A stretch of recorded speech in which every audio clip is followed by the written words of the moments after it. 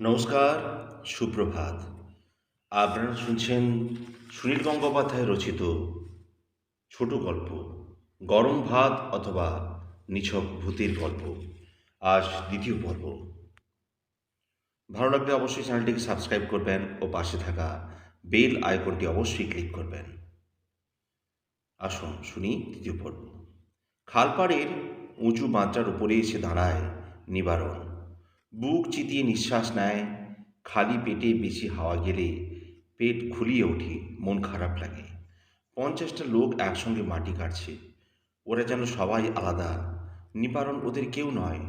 আর খানিক বাদেই ওরা নগদ 4.5 টাকা পাবে। নিবারণ পাবে না। কদিন ধরেই তার বউটা পেট ব্যথায় কাতরাচ্ছে। রাত্রিবেলা ঘুমিয়ে ঘুমিয়ে কাঁদে। এই সময় একটু ভালো মন্দ খাওয়া দরকার। একটু দুধ পেলে শরীরে পুষ্টি হতো। পেটের বাচ্চাটা, কিন্তু দুধ, কদিন আগে পয়সা দিয়ে দুধ কিনেছে। মনেই পড়ে না নিবারণের। পুকুরের ধারে কলমি শাক পাতা আপনি জন্মায়। কদিন ধরে সেই কলমি শাক সিদ্ধ আর ফ্যান ভাত চলছে। আকাশটাকে গাঢ় লাল রঙে ভাসিয়ে সূর্যদেব অস্ত যাচ্ছেন। সেই সময় আকাশটাকে ভগবানের রাজবাড়ির মতো মনে হয়। সেদিকে হাত তুলে মনে মনে নিবারণ বলল, এই জন্মে অনেক দুঃখ কষ্ট পেয়ে গেলাম। হে ভগবান, পরজন্মে একটুখানি সুখ দিও, যেন দুবেলা পেট পুড়ে দুটো ভাত খেতে পাই। আমার ছেলেপিলোগুলোর হাতে একটু নাড়ু বাতাসা দিতে পারি। ডান দিকে খানিকটা দূরে নিম গাছটার তলায় একটা ছোটোখাটো জটলা।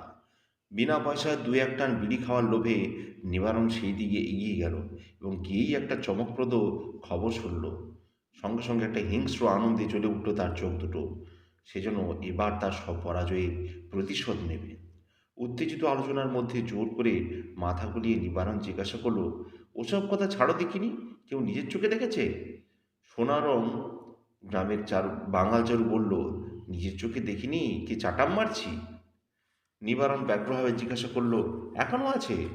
এই তো ভ্যানও দেখে এসেছে একটু আগে, মাটিতে গৈরে ছটকাচ্ছে। সত্যি রে ভানু? ভানু অতি সরল নির্বোধ লোক। 20-22 বছর বয়স থেকেই তার মাথায় টাক। সবাই জানে, সবাই জানে, মিথ্যে কথা বানিয়ে বলার ক্ষমতা পর্যন্ত নেই ভানুর। ভানু বলল, হ্যাঁ দেখেছি, কালো জাম গাছটার তলায় মাটিতে পড়ে ছটপট করছে, এক ন্যাজলা বেরোচ্ছে মুখ দিয়ে। ওঝা এছে আর ধুনো জ্বেলেছে না।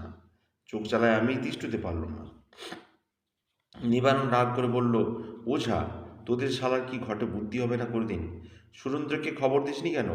সে বাঞ্চোদ যে বড় তড়পায়, সে হারামির বাচ্চাটা আজ দেখাক না তার কতখানি মুরুদ। ভানু বলল, সুরেন্দ্র তো টাউনে, টাউন থেকে ধরে নিয়ে আয়। ওর ইচ্ছে মতন তোরা কি ছুটি দিয়ে দেখা দেবেন? সে কি আসে, কোন মাগিকে নাকি ওর মনে ধরেছে। বাহ, যাক শালাকে। সকলেই সেই খালপাড়ের বাঁধ ধরে নেমে গ্রামের দিকে ছুটে গেল। গ্রামের একটি বাড়ির লপ্তের ধানি জমি এককালে তাদেরই ছিল। বাপ ছিল খুব শক্ত হাতের চাষি। কথাবার্তায় কাউকে রেয়াত করতো না।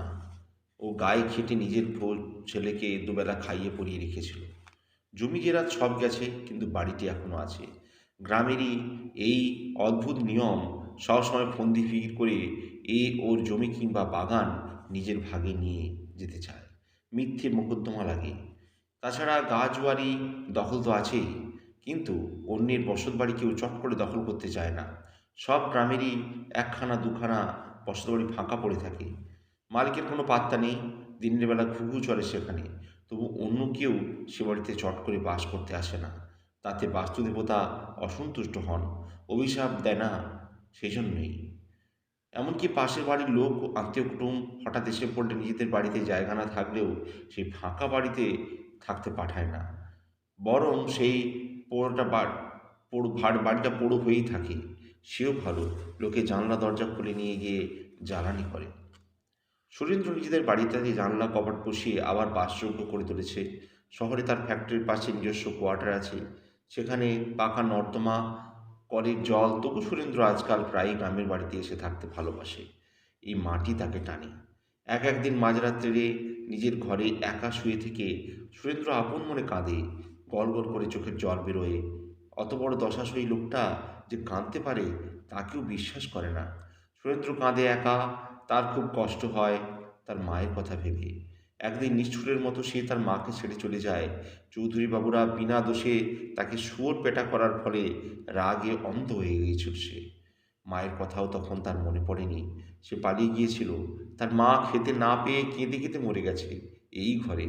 তার মায়ের নাকি অলাউঠা হয়েছিল বলে কেউ গায়ে তাকে ছোঁয়নি। 3 দিন ধরে বাসি মরা পড়েছিল এখানে। তারপর আর ভয়ে কেউ এ বাড়ির পাশ মারাতো না। সুরেন্দ্র এতদিন বাদে ফিরে এসেছে এই গাঁয়ের ওপর প্রতিশোধ নিতে। এখন তার পকেটে টাকা আছে, শরীরে বল আছে, মনে জোর আছে, তবু সে আর তার মাকে ফিরে পাবে না। নিঃশব্দে চোখের জল ফেলতে ফেলতে সুরেন্দ্র একবার ভাবে, একদিন সে গ্রামেরই কোনো মেয়েকে বিয়ে করব বলে বলব, তাহলে এখন হয়তো গ্রামের উপর তার রাগ পড়ে যাবে। কিন্তু সেরকম মেয়ে কই, কারোকেই চোখে ধরে না। রূপের কথা ছেড়েই দাও, একটারও স্বাস্থ্য ভালো নয়, কারো ভালো বুকটুকুও ওঠেনি। বাইরে থেকেই কে যেন মোটা গলায় ডাকে, সুরেন্দ্র, সুরেন্দ্র! ঠিক যেন তার বাবার গলা। সুরেন্দ্র শুয়ে শুয়ে হাসে। গাঁয়ের উটকো ছেলেরা তাকে নানা রকমভাবে ভয় দেখানোর চেষ্টা করছে। অনেকবার টিনের চালে ঢেলা ছুঁড়েছে, জলে ডোবানো বেড়াল ছেড়ে দিয়েছে ঘরের মধ্যে। একদিন তককে তককে সুরেন্দ্র কয়েকটাকে ছোঁড়াকে ধরে ফেলে বেধড়ক তোড়াই দিয়েছিল। তারপর থেকে ওষুধ উৎপাত অনেকটা কমেছে, কিন্তু 2-4 জন এখনও পিছনে লেগে আছে। আবার ধরতে পারলেই হয়। আবার সুরেন্দ্র সুরেন্দ্র বলে ডাক দিতেই উঠে বাইরে এলো। কেউ নেই। আকাশে তৃতীয়ার ফালি চাঁদ। কয়েকটা চামচিকে উঠতে উঠতে তার চাঁদের দিকে চলে যাচ্ছে। তারপর 4টে নারকেল গাছের সব কটা পাতা এখন হাওয়ার উত্তরমুখ। কেউ নেই, তো কে ডাকলো? সুরেন্দ্র চারিদিকে ঘুরে ঘুরে তাকায়। খানিক আগে সন্ধে হয়েছে, এর মধ্যেই গ্রাম ছড়িয়ে পড়েছে মোহনিদ্রা। সুরেন্দ্র নিজের কপাট বুকে হাত বুলিয়ে মনে মনে বলল, ওরকম হয়, একলা থাকলে ওরকম শোনা যায়। আর বেশি দিন একলা থাকতে ইচ্ছে করে না। অন্ধকারের মধ্যে দূর থেকে যেন কারা হেঁটে আসছে 7-8 জন মানুষ। তারা আসছে প্রায় দৌড়ে দৌড়ে এ বাড়ির দিকে। সুরেন্দ্র স্থিরভাবে দাঁড়িয়ে অপেক্ষা করতে লাগলো। দলের প্রথমেই নিতাই, সে লাফাতে লাফাতে এসে বলল, সুরেন্দা, সুরেন্দা, জবর খবর আছে। আমি তোমার কাছে আসছিলাম, পথে এনাদের দেখা হলো, জবর খবর। সুরেন্দ্র বিনা উত্তেজনায় বলল, কি খবর? সোনারং রায়ের সর্বানন্দ দাসের পুতের বউকে ভূতে ধরেছে। সুরেন্দ্র ঠাট্টা করে বলল, বটে, কতখানি ভাং খেয়েছিস? এবার অন্য 4-5 জন এগিয়ে এসে বলল, সাচ্চা কথা, সর্বানন্দের ছেলে বিভূতি বউকে পেদিনিতে ধরেছে। সকাল থেকে মাটিতে পড়ে ছটকাচ্ছে, মুখ থেকে কথা বলছে, মুখ দিয়ে কথা বলছে বেদিনীটা। ঠাট্টার সবটা বজায় রেখে সুরেন্দ্র বলল, বটে, কি কুৎসিত কথা বল শুনি। নিজের কানে শুনতে পাবে গেলে। আপনারা কেউ শোনেননি? নিজ চোখে দেখেছেন? আলবাত দেখেছি। এই তো চারু আর ভেনু দুজনেই থেকেছে। ওঝাও এসে গেছে, বেদনীকে ভাগাতে পারছে না। সদানন্দের ছেলে বিভূতি কোথায়? সে তো দুর্গাপুরে কাজ করে। ওদের বাড়ির কেউ আছে ওখানে? ওদের বাড়ির কেউ ডাকতে আসেনি তো আমাকে। কেন, আমরা বললে তুই যাবি না? আমাদের কথায় নয়, আমাকে ফেল না। দেখো, আমি সাফ কথা বলি, সর্বানন্দের বাড়ি 2-2.5 মাইলের রাস্তা। অতখানি রাস্তা উড়ো উড়ো কথা শুনে যদি শুধুমুধু যেতে হয়, তার চেয়ে ঘরে বসে কীর্তন গাওয়া অনেক ভালো। নাকি তুই ভয় পাচ্ছিস এখন? সুরেন্দ্র আবার হাসল। এত বয়স্ক লোকেরও খুব ছেলে মানুষ বলে মনে হয়, এদের মাথায় গোবর। সে বলল, আমার এমন লাভের কারবার, তাতে কি ভয় পেলে চলে? কিন্তু খাঁটি মাল পাচ্ছি কোথায়? এবার গিয়েই দেখ না। যাচ্ছি তাহলে, কিন্তু যদি দেখি ভাঁওতা, তাহলে কিন্তু উত্তম ফুস্তম করে ছাড়বো। আমি তোমাদের সঙ্গে মজাকি করে না, আমি সরল কথার মানুষ। সুরেন্দ্র ঘরের মধ্যে ফিরে গিয়ে রেডি হয়ে গেল। অন্যরা দাঁড়িয়ে রইল। শুধু নিতাইয়ের অধিকার আছে তার ঘরে ঢোকার। সুরেন্দ্র একটা ছোলার মধ্যে একটা জিনিস ভরে নিচ্ছে, ছোট্ট টিনের বাক্স। তার মধ্যে কী আছে নিতাই জানে না। একটা টর্চ, এক বান্ডেল ব্যান্ডেজের কাপড়, একটা বিলেতি মদের খালি বোতল। নিতাই জিজ্ঞেস করলো, সুরেন্দ্রা, খালি বোতলটা নিচ্ছ কেন? একগাল হেসে সুরেন বলল, জানিস না, এই বোতলের মধ্যেই পেদিনটাকে ভরবো।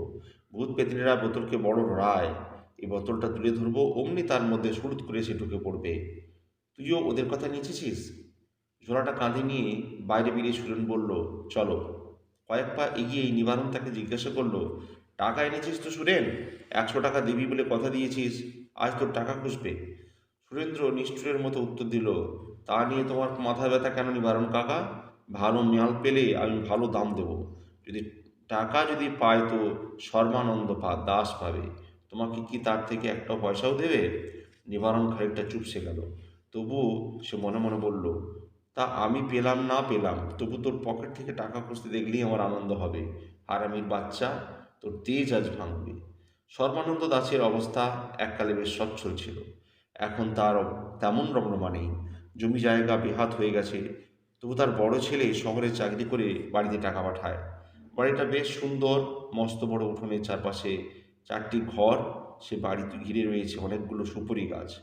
রান্নাঘরের পাশ থেকে একটি সুপারি গাছ ঘেরা পথ গেছে পুকুর পাড় পর্যন্ত। উঠোনের এক কোণে একটি বড় কালো জাম গাছ। বাড়িটি ঘিরে এখন ভিড়ে ভিড়াক্কার। সেই ভিড় সামলাবার কারো চেষ্টাও নেই। যা খুশি করছে। লোকের চেঁচামেচিতে কান পাতা যায় না। সেই সঙ্গে ধুমধুমার ধূপ ধুনোর ছোঁয়া। একটা হাজকের আলো ঘিরে রয়েছে অসংখ্য পোকা। সর্বাঙ্গের পোশাক ভেজা, মাথার চুল জল কাদায় মাখামাখি, চোখ দুটি বন্ধ, মুখ দিয়ে ফেনা বেরোচ্ছে অনবরত, মুখ থুবড়ে পড়ছে অসহ্য যন্ত্রণায়। টিকের মালসে আগুন জ্বেলে তাতে একটু একটু ধুনো দিচ্ছে সর্বানন্দ নিজে।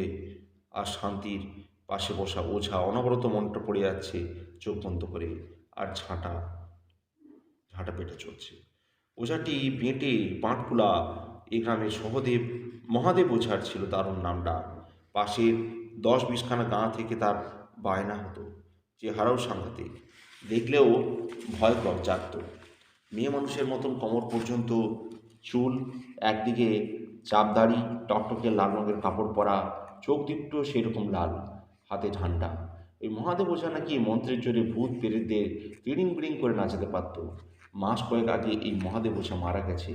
সে নাকি শরীরের মধ্যে একসঙ্গে দুটো ভূত ঢুকিয়ে আটকে রাখতে গিয়েছিল। পুরুতদের ছেলে পুরুত হয়, তেমনি ওঝার ছেলেও ওঝা হয়েছে, কিন্তু বাপের চেহারা পায়নি ছেলে। বয়স মাত্র 20-22, দেহটি নাদুস নদুস। তা হোক, বাপের কাছ থেকে মন্ত্রগুলো তো সব পেয়েছে।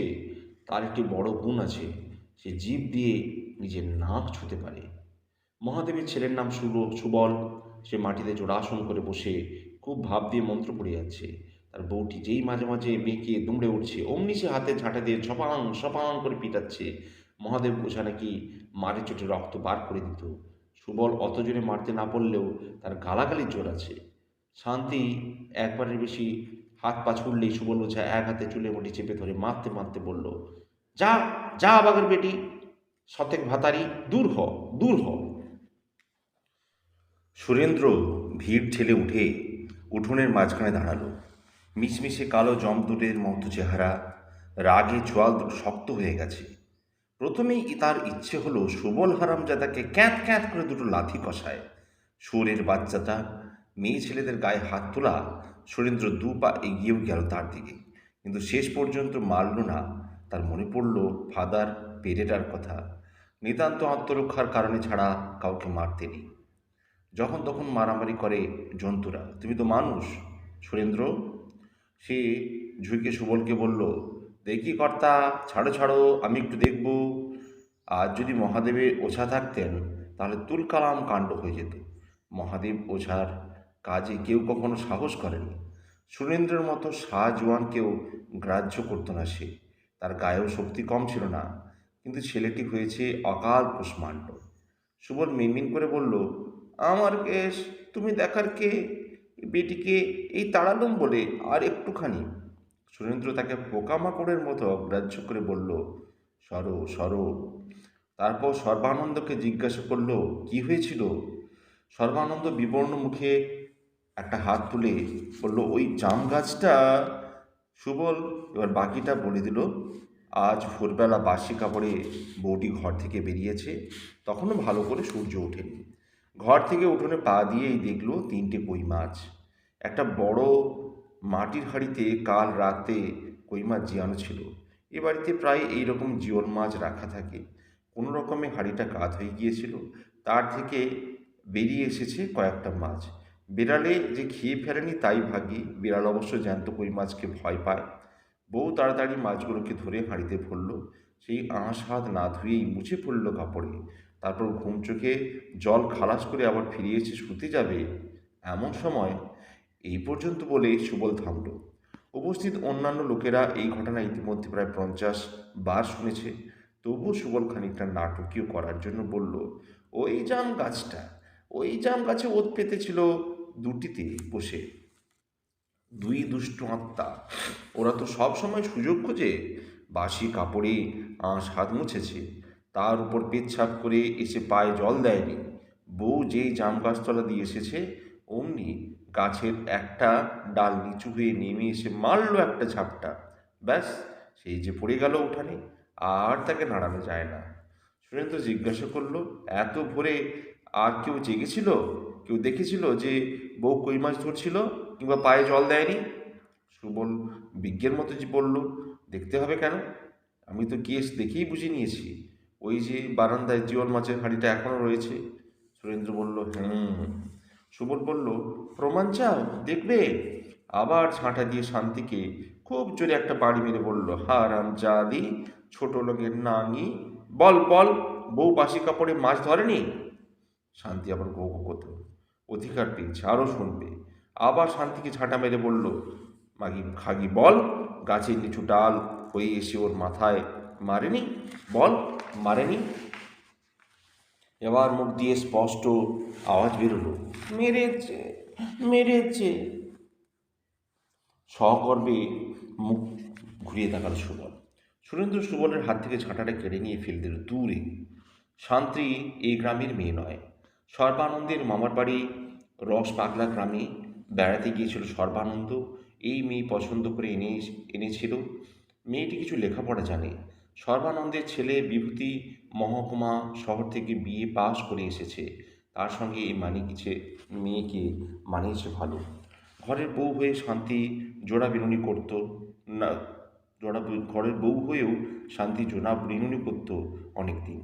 শহরে খরচ বেশি বলে বিভূতি এই 2 বছর হলো বউকে গ্রামের বাড়িতে রেখেছে। এই 9 মাসে 6 মাসে একবার আসে। এখনো বাচ্চা কাচ্চা হয়নি। ইতিমধ্যে সন্দেহ দেখা গিয়েছে যে বউ বাঁজা। সুরেন্দ্র তাকিয়ে রইল শান্তির দিকে। একটু আগে উপুর হয়েছিল, এখন চিত হয়েছে। একটা হাত চাপা পড়েছে পিঠের তলায়, মুখটা মাটির দিকে ফেরানো। ভরা যৌবনের এক নারী এতগুলো লোকের চোখের সামনে পড়ে আছে মাটিতে। ভিজে কাপড় ছেটে গেছে গায়ের সঙ্গে। আঁচলটা অজগর সাপের মতো গোল হয়ে কুণ্ডলে পাকিয়ে আছে পায়ের কাছে। কোমরের কষিও আলগা। চোখ দুটো খোলা, কিন্তু সে চোখের কোনো দৃষ্টি নেই। বাঁচা মেয়েদের স্বাস্থ্য ভালো হয়। সুরেন্দ্র এই পর্যন্ত গায়ের মধ্যে শান্তির মতো সুন্দরী আর দেখেনি। সুবল বলল, একসঙ্গে দুটো আত্মাও এসে বসেছিল ওই জাম গাছে। মদ্দাটা এখনো বসে আছে ওখানে। আমি জাম গাছটার চারপাশে গণ্ডি কেটে দিয়েছি, এইদিকে আসতে পারবে না। পেদিনিটা সেঁধিয়েছে বউয়ের শরীরে, একসঙ্গে ছাড়া দুটো যাবে না। সুরেন্দ্র এগিয়ে গেল জাম গাছটার দিকে। সুবল চেঁচিয়ে বলল, ওদিকে যেওনি, গায়ে বাতাস লেগে যাবে, তোমার গায়ে বাতাস লেগে যাবে বলে দিচ্ছি। মদ্দাটা এখনো বসে আছে, দেখো না, হাওয়া নেই বাতাস নেই, তবু ডগা ডালটা আপনা আপনি নড়ছে। ফ্যাকাশে জ্যোৎস্নায় সত্যিই মনে হয় আম গাছের ডগার ডালটা দুলছে একটু একটু। ভিড়ের মধ্যে থেকে কে একজন বলল, ও যেতে চায়, যাক না। সুরেন্দ্র নিচু হয়ে খাকি প্যান্ট গুটিয়ে ফেলল হাঁটু পর্যন্ত। তারপর তরতর করে উঠে গেল জাম গাছে। সবচেয়ে মোটা ডালটির ওপরে এক পায়ে দাঁড়িয়ে হেঁড়ে গলায় চেঁচিয়ে বলল, কোথায় সে? সুবল বলল, আরও উপরে, একেবারে ডগায়, আমি স্পষ্ট দেখতে পাচ্ছি। হাসছে বেটা, একটু উপরে ওঠো, টেরটি পাবে। সুরেন্দ্র বুঝল ওর চালাকি না। জাম গাছের ডাল তেমন মজবুত নয়। তাদের বাড়িতে একটা জাম গাছের পিঁড়ি ছিল, কথা নেই বার্তা নেই। এমনি এমনি সেটা মাঝখান থেকে পেটে দুভাগ হয়ে গেল। আর তার সে এত বড় শরীরটা নিয়ে যদি আরও উপরে ওঠে, তাহলে তড়াৎ করে ভেঙে হঠাৎ পড়ে যাবে। আর না উঠলে ওরা বলবে সে হেরে গেল। কোমরের বেলটা খুলে সে গোল ফাঁস করলো। পায়ের আঙুলে ভয় করে ডিঙি মেরে যতটা লম্বা হওয়া সম্ভব হয় বেল্টের ফাঁস দিয়ে ধরতে পেরে মট করে ডালটা ভেঙে সেটা হাতে নিয়ে নেমে এলো নিচে। গাছের ডালটা সুবলের নাকের কাছে এগিয়ে গিয়ে বলল, এর মধ্যে তোর তোমার মদ্দা ভূতটা বসে আছে। সুবল ভয় পেয়ে মাথাটা পিছিয়ে নিল খানিকটা। শান্তি এর মধ্যে উঠে বসেছে আর ফিক ফিক করে হাসছে। সুনন্দের দিকে হাতছানি দিয়ে বলল, এই শোনো না, শোনো। সবাই চেঁচিয়ে বলল, পেতনিটি ওকে ডাকছে। সুরেন্দ্র খানিকটা হকচকিয়ে গেল, ঠিক যেন স্বাভাবিক মানুষের মতো করা। তবে কি বউটা এতক্ষণ নকল যাত্রা করছিল? সুবলের হাতে এত মার খেয়েও? সে একরকম ফিকফিকি হেসে হাতছানি দিয়ে সুরেন্দ্রকে বলতে লাগলো, এই শোনো, শোনো, শোনো না। সুরেন্দ্র এগিয়ে গিয়ে বলল, কি? শোনো, আরো কাছে এসো। সে আর মুখ খুলছে না। শান্তি বৌদির ব্যাপার স্যাপার দেখে তার বুক কাঁদছে। সামনে দুজনকে ধাক্কা মেরে সরিয়ে দিয়ে পা ফাঁক করে দাঁড়ালো। তারপর জামার তলার কোমর থেকে একটা মস্ত বড় ফজলি টেনে বের করলে, আমার সঙ্গে এঁটেলবাজি করতে এসো না, আমি রক্তগঙ্গা বইয়ে দেব। এবার দৌড়ে পালাতে গিয়ে ওর ঘাড়ের ওপর উল্টে পড়ল। সুরেন্দ্র একটা খুনে ঠিক বোঝা গিয়েছিল আগে। সুরেন্দ্র হাওয়ায় ভোজালি ঘুরিয়ে বলল, আমি এক কথার মানুষ, 100 টাকা দেব। বলেছি আসল মাল পেলে ঠিকই দেব। তা বলে আমাকে বাজে মাল ভুসি মাল গছাবে একটা মৃগী রুগী তাই দেখিয়ে টাকা চাইছো? হ্যাঁ?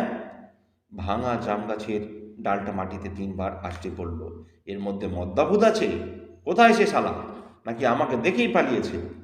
ঝোলা থেকে খালি বোতলটা বার করে সুবলের সামনে ঠাস করে রেখেছে, বলল, সাপুড়ে যেমন সাপ ধরে সেই রকম একটা ভূত ধরে দাও দেখি আমাকে। তুমি তো ভূত ধরে বেড়াও। এই বোতলটা ছিপি আটকে দেবার পর যদি আপনা আপনি লাভ হয়, তবে আমি তোমাকে 100 টাকা দেবো এক্ষুনি। এই দেখো টাকা। সুরেন্দ্র পকেট থেকে এক গাছা 1 টাকার নোট বার করে দেখালো। কিছু না পেরে সুবল বলল, যা যা। মাটিতে হাঁটু গেড়ে বসে সুরেন্দ্র ভোজালিটা পাশে নামিয়ে রাখলো। তারপর শান্তির নেতিয়ে পড়া একটা হাত তুলে নাড়ি দেখতে লাগলো। সর্বানন্দ এতক্ষণে খানিকটা সাহস সঞ্চয় করে বলল, এই, তুমি আমার বউয়ের গায়ে হাত দিয়ে ছুঁয়ো না। সুরেন্দ্র তাকে ধমক দিয়ে বলল, চাপ! একটু আগে তোমার ছেলের বউ তোমার কানে কানে কি বলেছে জানো? যদি সবার সামনে বলে দেই, তোমার মুখে চুনকালি পড়বে। সর্বানন্দ চুপসে গেল সঙ্গে সঙ্গে।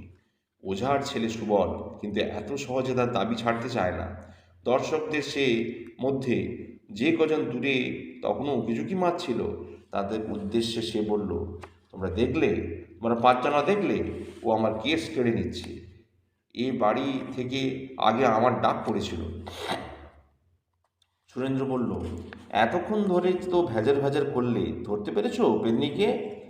সুবল বলল, তুমি সরো, আমি ভূত তাড়ন মন্ত্র শুরু করব, বেটি না ধরা পড়ে যাবে কোথায়? সুরেন্দ্র বলল, রাখো তোমার ভূত তাড়ন মন্ত্র। তুমি তোড়ল তন্ত্রের নাম শুনেছ? সে হলো গিয়ে এই সব তন্ত্রের বাবা। এই দেখো, আমি সেই তোড়ল মন্ত্র শুরু করছি। সুরেন্দ্র তার ঝোলা থেকে টিনের বাক্সটা খুলে বার করলে।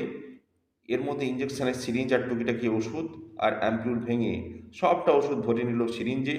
তারপর ডগাটা উঁচু করে হাওয়া বের করলো। সবাই শঙ্কিত বিস্ময়ে চুপ।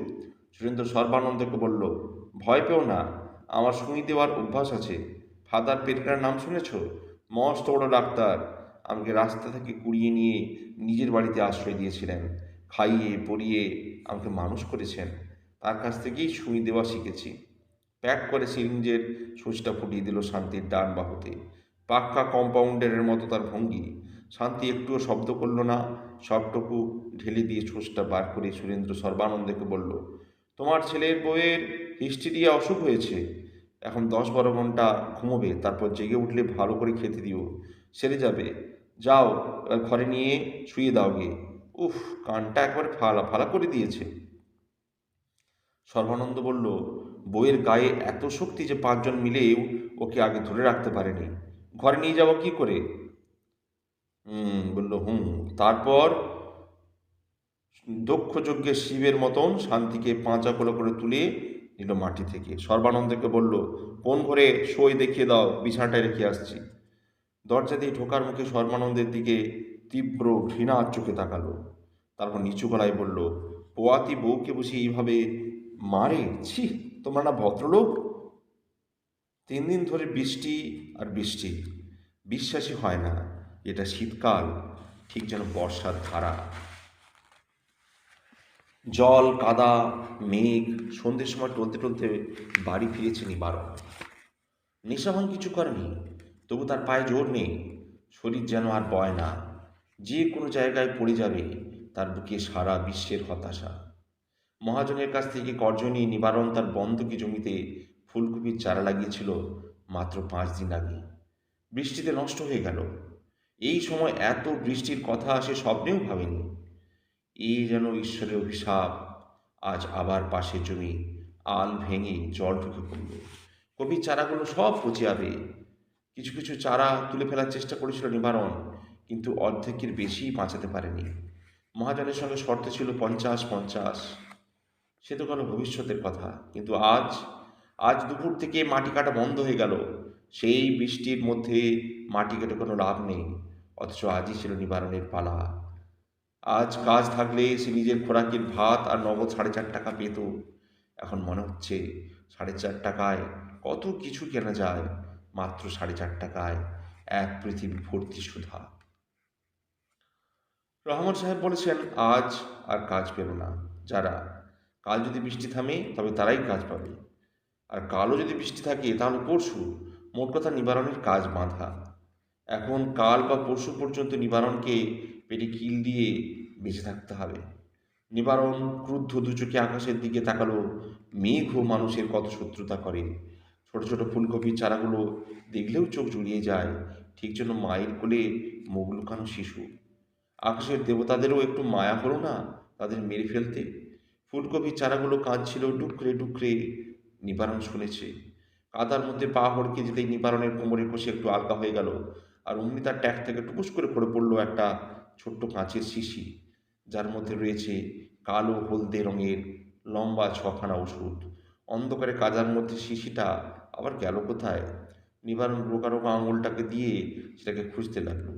বিরক্তিতে তার গা জ্বলে যাচ্ছে, কিচ্ছু ভালো লাগছে না। পাওয়া গেল শিশুটা। ভেতরে কাদা ঢুকেনি তো? না, ওপরে রবারের ছিপি রয়েছে, হাওয়াতে ঢুকতে পারে না। শিশুটা খুঁজে পেয়ে আনন্দ হওয়ার বদলে নিবারণের ইচ্ছে হচ্ছিল সেটাকে ছুঁড়ে ফেলে দেয়। সোনা রঙের হেলথ সেন্টারে ডাক্তারবাবুর খুব মাছ ধরার শখ। এক রোববার এক পুকুরে মাছ ধরতে যান। গত রোববার এসেছিলেন চৌধুরী বাবুর বাড়ির পিছনে মজা দিঘিতে। পান্তি আর গেনু ঘুরঘুর করছে সেখানে। মাছ ধরারই ঝোঁক ডাক্তারবাবু, মাছ খাওয়ার লোক নেই। একটার বেশি মাছ ধরা পড়লে বাকিগুলো অন্যদের বিলিয়ে দেন। সবাই জানে সেদিন ডাক্তারবাবুর ছিপে একটাও মাছ ধরা পড়েনি অবশ্য। কিন্তু তিনি একবার এসেছিলেন নিবারণের বাড়িতে। অল্প বয়সী ডাক্তারবাবুটি ছোট ছেলে মেয়েদের সঙ্গে গল্প করেন খুব। পান্তি আর গেনুই টেনে নিয়েছিল ডাক্তারবাবুকে। ওরা ওদের দাদুকে ভালোবাসে। কদিন ধরে পবন খুবই অসুস্থ, প্রায় কথা বলার ক্ষমতাও নাই। তা ডাক্তারবাবু পবনকে দেখে লম্বা লম্বা কথা বলে গিয়েছিলেন, এটা খাওয়াতে হবে সেটা খাওয়াতে হবে। নিবারণ সেসব কথা এক কান দিয়ে শুনে আর এক কান দিয়ে বার করে দিয়েছে। তার বাপ বুড়ো হয়েছে, এবার মরবে, তা নিয়ে আবার আদিক্ষেতা করার কি আছে? শীতের শেষটাতে পুরনো রুগীরা টপাটপ মরে। গতবারেও এই শোভনে পবন শয্যা নিয়েছিল। সেবার খুব আশা করেছিল নিবারণ যে বাবা এবার যাবে। শুধু শুধু বেঁচে থেকেই সে তো পৃথিবীর এক রত্তি উপকারে আসে না। ওমা, বুড়ো কদিন বাদেই হাত পা ঝেড়ে আবার উঠে বসলো। অবশ্য এবার আর পার পাবে না। আজ বৃষ্টির মধ্যে খালধারে ঝাড়া 2 ঘন্টা নিবারণ বসেছিল গাছতলায়। যদি হঠাৎ বৃষ্টি থামে, যদি মাটি কাটা শুরু হয়, যে সে সময় ছাতা মাথায় বাঁধের ওপর দিয়ে চলে যাচ্ছিলেন ডাক্তারবাবু। নিবারণকে দেখে থামলেন। ডাক্তারবাবুটি যাওয়ার সময় সঙ্গে আপনি আজ্ঞে করে কথা বলেন। কপালে হাত ঠেকিয়ে নমস্কার করে তিনি নিবারণকে জিজ্ঞাসা করলেন, আপনার বাবা কেমন আছেন? এসব জায়গায় শুধু শুধু কথা বাড়িয়ে লাভ নেই। নিবারণ বলেছিল, ভালো। আমার ওখানে একবার আসবেন, আমি কয়েকটা ওষুধ লিখে দেবো। আপনার বাবাকে একটা টনিক খাওয়ানো দরকার। নিবারণ চুপ করেছিল। ডাক্তারবাবু আবার বলছিলেন, আজই আসতে পারেন, এই ঘন্টাখানেক বাদে আমি তার মধ্যে ফিরে আসব। সেই সময় যেন নিবারণ নয়, তার ভেতর থেকে অন্য কেউ কথা বলল, ডাক্তারবাবু, আমরা গরিব, ভগবান আমাদের দুবেলা পেট ভরে ভাতও দেননি, আমরা ওইসব দামি দামি ওষুধ খেতে পারি? ডাক্তারের চোখ দুটি নিবারণের মুখের ওপর স্থিরভাবে রেখে কয়েক মুহূর্ত চুপ করে বসেছিলেন, খুব করেছিলেন। তারপর নিজের হাতের ব্যাগ থেকে ওষুধ বের করে দিয়ে বললেন, এটা দিনে 2বার করে খাওয়াবেন। ভাত খাওয়ার পর, আজ না হোক কাল পরশু আমার ওখানে আসুন, দেখি আমি কী ব্যবস্থা করতে পারি। নিবারণ কথা বলছে না দেখে তিনি একটুক্ষণ চুপ করে থেকে বললেন, কখনো আশা ছাড়তে নেই। তখনও নিবারণের আনন্দ হয়নি, রাগই হয়েছিল। এক এক সময় মানুষের দয়া দেখালেও রাগ হয়।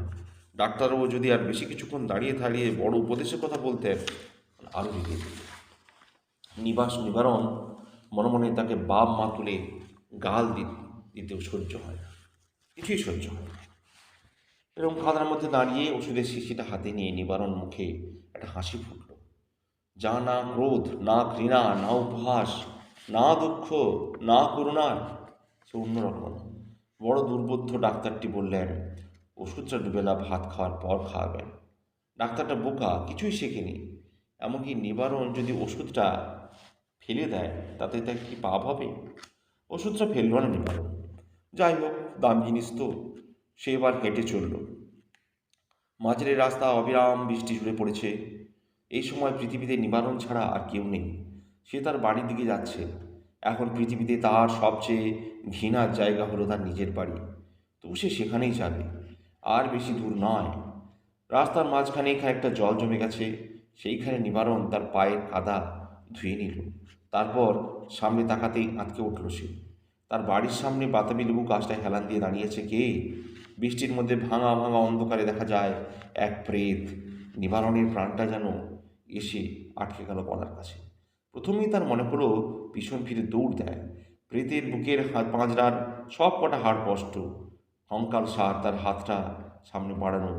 নিবারণ মুখ দিয়ে গলার আওয়াজ করলো, আ আ। প্রেত মূর্তি তখন ভাঙা গলায় বলল, কে? নিবারণ এলি? পেছন দিকে পালাতে গিয়েও থেমে গেল নিবারণ। দুঃশালা! সকালবেলাতেও নিবারণ যাকে দেখে গেছে বিছানার সঙ্গে একেবারে লাগা, ওঠার ক্ষমতা নেই, কথা বলার শক্তি নেই, সেই বৃষ্টির মধ্যে এত রাত্রিতে উঠে এসে দাঁড়াবে, একথা নিবারণ তো কল্পনাই করেনি। এই যে কই মাছের মতো পড়া যান, হারামির বাচ্চা, শালা! নিবারণ এক ধমক দিয়ে বলল, তুমি আমার বাইরে এসেছো কেন?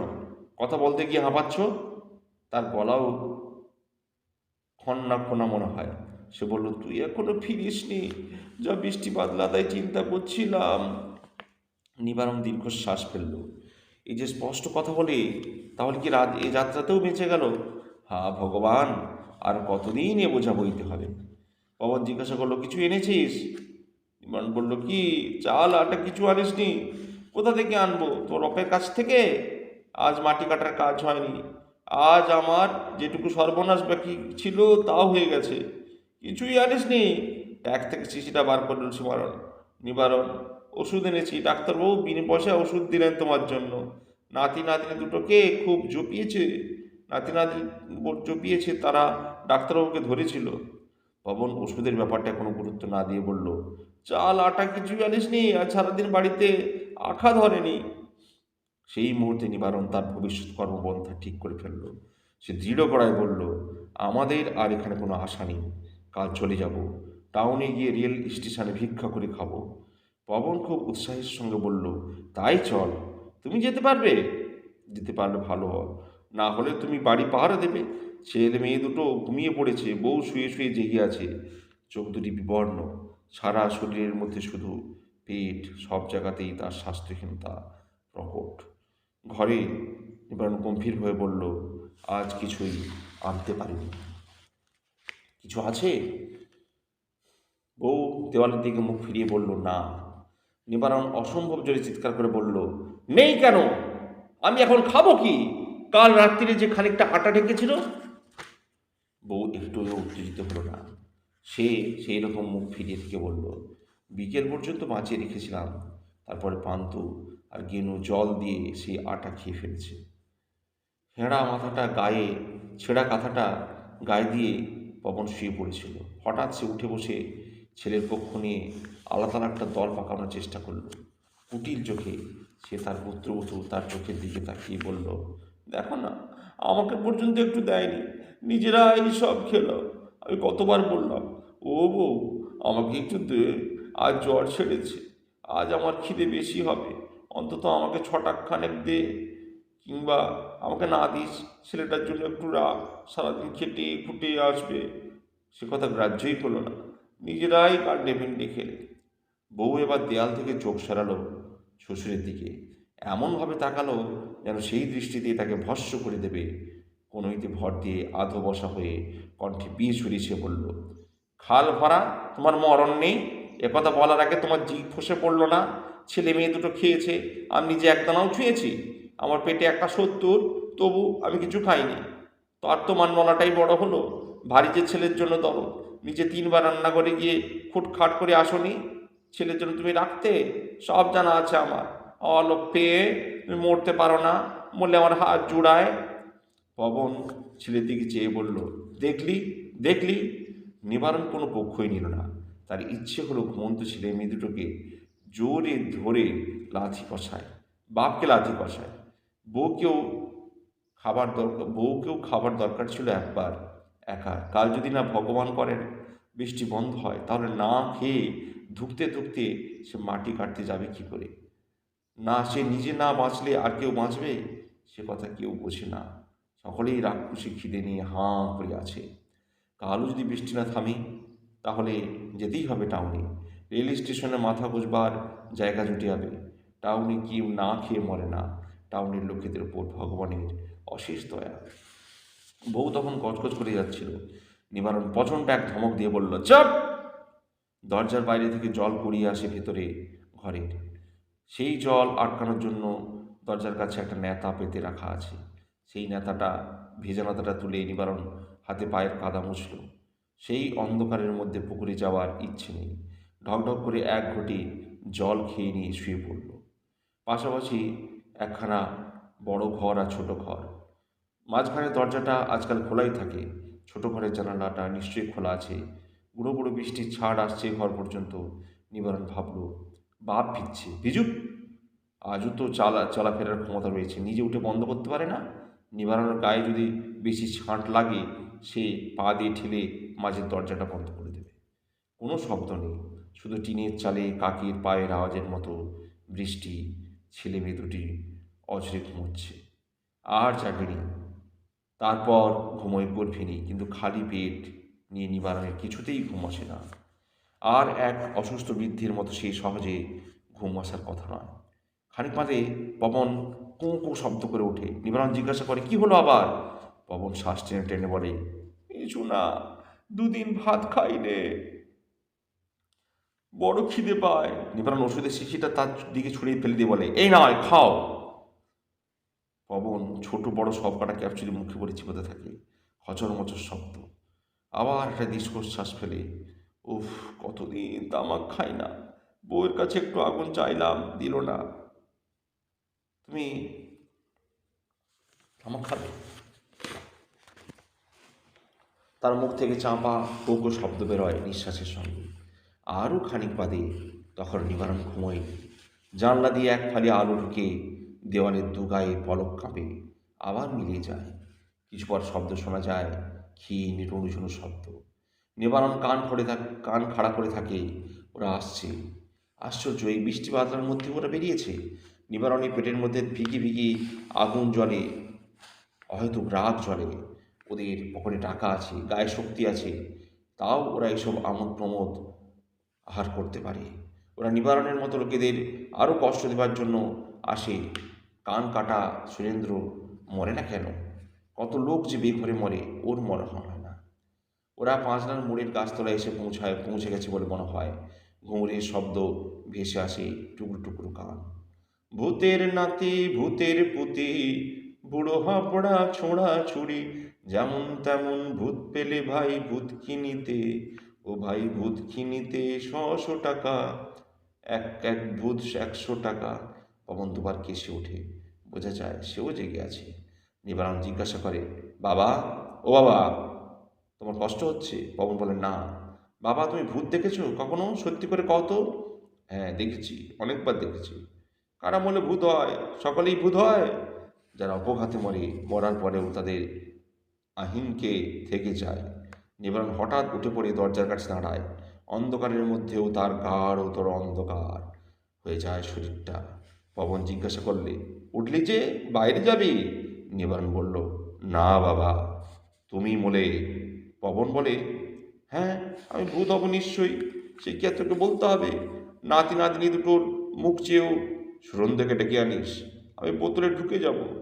তুই 100 টাকা, তারপর চিৎকার ও কান্না মিশিয়ে সে বলে ওঠে, ও বাবা নিবারণ, আমাকে মারিস না, আর 2 দিন অন্তত বাঁচতে দে, আমি 2 দিন একটু গরম ভাত দিস, 2 দিন একটু পেট ভরে খাই, এক ছিলিম তামাক, ও বাবা নিবারণ, তোর পায়ে পড়ি, আর 2 দিন একটু গরম ভাত, তোর পায়ে পড়ি ও বাবা নিবারণ, আর 2 দিন।